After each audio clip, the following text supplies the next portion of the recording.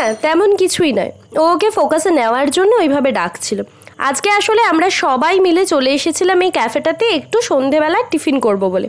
আসলে আমরা পাগল, আর রাস্তায় আমরা একটু ভবঘুরের মতো ঘুরছিলাম, তাই ভাবলাম যে কি করব কি খাবো। তখন অঙ্কনা বলল যে না, আমি এখানে আগে একবার খেয়েছি তো ভালোই লেগেছে, চল সবাই মিলে একবার এখানে খাওয়া দাওয়া করা যাক। তো আমরা এসে তো দেখছিলাম যে কি খাওয়া যায় না খাওয়া যায়।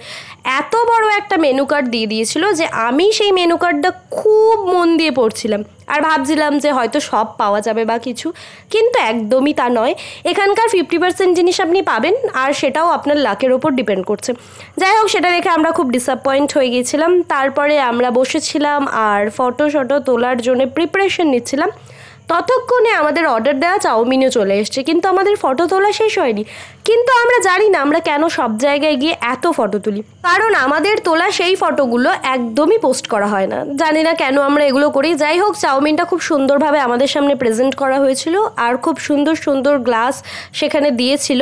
তারপরে আমরা সবাই মিলে সেই চাউমিনটা খাই, আর খুব কষ্টের সাথে অনেকটা পরিমাণ দিয়েছিল তাই খাওয়া হয়েছিল।